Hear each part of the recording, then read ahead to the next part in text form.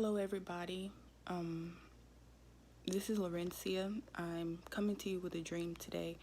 Right now, it is a little before 3:30 in the morning.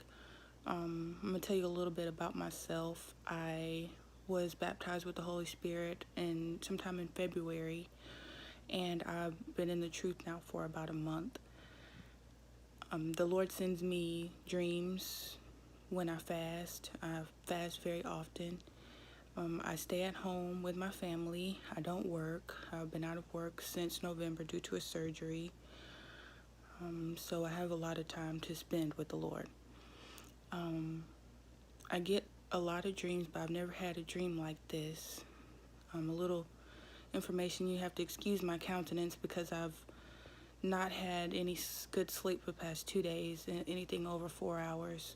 So probably in the last 48 hours, I've had about 7 hours of sleep. So excuse my face puffiness. So the Lord withheld my sleep yesterday about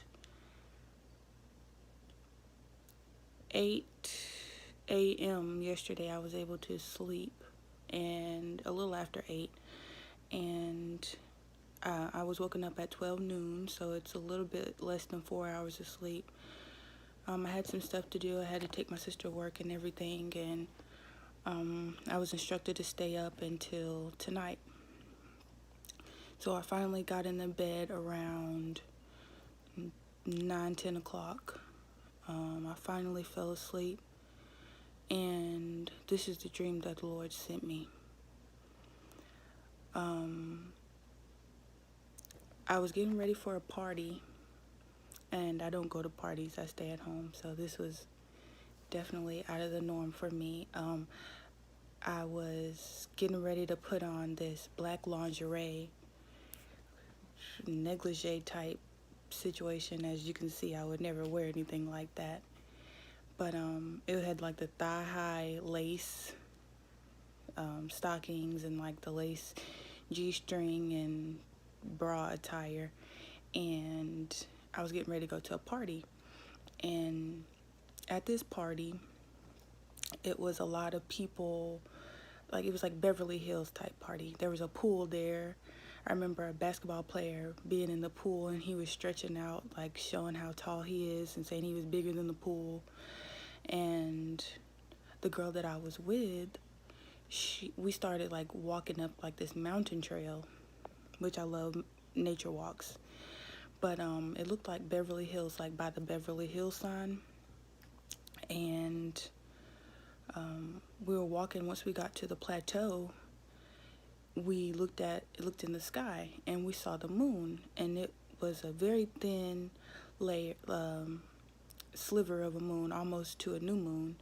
And to the upper left-hand corner, there was the sun, and the sun was significantly smaller than the moon. It was like 1/10 of the size of the moon, and there were four or five stars, really bright, like clustered around everything, all of the moon and the sun.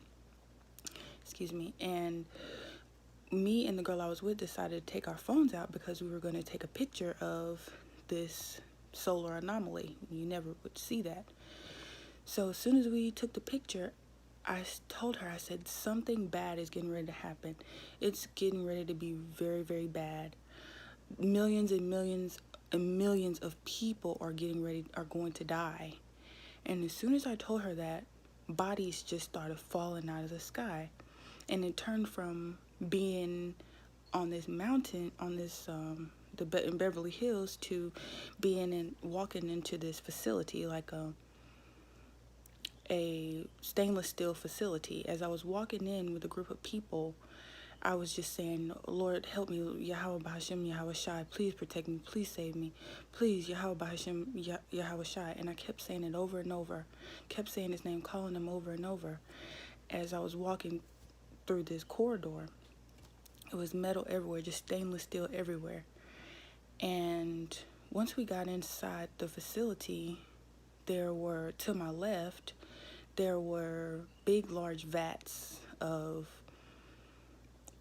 like, where you put trash trash bags in, like a mass amount of trash bags with wheels on the bottom of them, and there were just body parts all in these vats, all in these trash bags, just piled up in these trash containers, and there was body parts everywhere and bodily fluids just everywhere, all on the floors. About 6 or 7 of these just lined up, and they were wanting us to go in these stainless steel bleachers, and in the bleachers, it was separated, they had a rail separating one side from the other side of the bleachers, and behind the bleachers it was like the actual facility. So when people were walking up the bleachers, it was about 200 people in this place at one time total. So a few of the people, as they were walking up the bleachers, they just kept going into the sky, like the Lord had, as they were walking up, they just kept like rising up and ascending into the sky, like the Lord had taken them out of the facility, because it was like a, what do you call them, Coliseum type bleachers on the side of this facility. So they let us know. Well, I tried to call my mom. I had my phone out, and I thought I was sneaking to call my mom. I said, I just want to call her and let her know, because I knew that I would never be leaving this place. I knew that I would die in this place. And I just wanted to call her and tell her that I love her, and that, I would never see her again, and just to hear her voice one last time. So they weren't worried about our cell phones. Like, the lady saw me on my phone, and she just kept doing what she was. It was a black lady, working for the facility, and she just kept on doing what she was doing. She wasn't worried about that I had my phone. So I go to call my mom, and I just was saying, like, I should have just stayed at home with my mom. I should have just stayed at home with my mama. Why did I have to come out? Like, I just had so much regret. And so I go to call her, and I put my phone up to my head to hear her, and it's a recorded message. They said, we blocked the signal, ha ha, we blocked the signal, ha ha, we blocked the signal, over and over. And I just felt devastated. I was just absolutely devastated. I knew that I was going to die. I could not see my mom. I could not talk to my mom and let her know where I was at, tell her I love her, nothing. And on top of that, they were mocking me, laughing at me. So it just felt so real, the regret. I said, I was just in bed with my mom. I was just in the room with my mama. I should have just stayed at home. And it just felt so real, guys. And so the black lady, all I saw was black people. It was only black people. It wasn't any white people going on. So they gave us a black person as like a comfort, to comfort us, to make us feel like everything's okay. And she was saying that you can either go down where the vats were and work and get the body parts together and dispose of the body parts, or you could stay on the bleachers and go into the facility to have a procedure done to sterilize you. And when they sterilize you, they will take your uterus and slice it into make 4 slices into your uterus, like freaking baloney, and you wouldn't be able to have kids. I don't know what they did with the men. I saw one black man up there, but I don't know what they were doing to the males. Maybe to just, cut off their private areas, but I'm not sure. But I decided to get sterilized because I'm 28. I'll be 28 next month, and I don't have any kids. This is my thinking. I don't have any kids, but I said the Lord will heal me when I get into the kingdom, and that way I'll be able to have kids. So I said, well, I'll just do the sterilization, because it was too much. The blood and the bodies and stuff everywhere, it was just too much for me, and I couldn't touch that. I couldn't be around that. So I stayed on the bleachers, and out of the 200 people, about 150 of the people went down to clear the bodies. And so when I asked the lady, I said, how is this procedure going to be? And the girl I was with, I didn't know she was married, but she was like, I'm married, but I'll get the procedure. And the lady was like, no, I don't want to do the procedure on you because you're married. And I looked down at her hand and I saw her wedding ring, but I didn't know she was married at the time. She was at the party with me. So, and I'm not married. And so I asked the black lady that was working for the facility, I said, "Are y'all going to put us to sleep?" She said, "We'll give you something to put you to sleep. But if you wake up, we're not going to stop the procedure. You're just going to have to go with it. We're not going to give you any more medicine or anything." And I said, "Well, after the surgery, will you give us medicine?" And she said, "Well, the doctors are young. They really don't believe in giving any medicine, and Trump passed this new law that says that you can't have medicine." So the older lady, was three of us, me, a older lady, and the married lady I was with. And the older lady was like, "No, we're not finna do that. We're not finna be hungry and hurting and in this place. Like, that's too much." So we decided to go down to where everybody else was, but by the time we got down there, there was no one there. They had all gone. So we were standing in front of the corridors, like a door. The vats were still there. It was just blood everywhere. The vats were still there, but it wasn't any more body parts. And it was a door. We were standing in front of the door waiting on them to open it, and then I came out of the dream. I was telling my mom I was very upset because it felt very real. I've never experienced a dream that felt so real. I felt like I knew I was going to die. I never had that feeling before, that I knew that I was going to die. And it made me very upset. So I was telling my mom about the dream, and the Holy Spirit was explaining to me some of the things inside the dream that I did not know that was happening.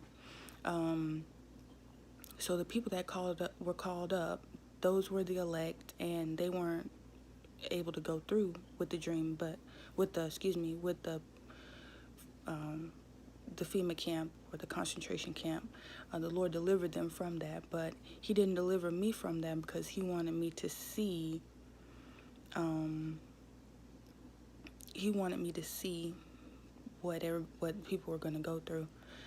The 150 people that went down to get rid of the bodies, it was just like in the Holocaust, when the people thought that they were going to go work, and really they were going to the gas chambers and all getting killed. Well, the facility had anticipated more people would want to go deal with other people's dead bodies instead of getting something done to their own body. So they anticipated those people to go down, the majority of the people to go down there, and they automatically slaughtered those people. I don't know how they did it, but they were all dead by the time I made it down there. That's why they were gone, because they had been taken to another part of the facility and all slaughtered and killed. The purpose of the people that had set back, they only needed a small amount of people to get rid of the body parts anyway. They didn't need 150 people to move the body parts. They only needed about 50 people to move the body parts. And they had said they were going to sterilize us to make us weak so that we won't live long. They weren't going to give us any antibiotics after the surgery. They weren't going to give us any pain pills. We were just going to be wounded and bleeding and doing this work for them, and then we would die certainly shortly after we got rid of the dead bodies and did all the work that they needed us to do. We were going to die right after that due to our surgery. And even if we didn't die, that we would be easy to kill. They would starve us and do all kinds of things to us, and we would die anyway. And then they would move in another group of 200 people and start the process all over again. So the 50 people moved. They got rid of the 50 people before, and the 150 people that got killed in the batch with the 50 people. So it was just disgusting. It's mass genocide that's coming. They're planning to get rid of a lot of black people. That's how a lot of the 2/3 are going to die. They're going to be sent to these concentration camps and just killed by the masses, by hundreds, by thousands, millions of people getting killed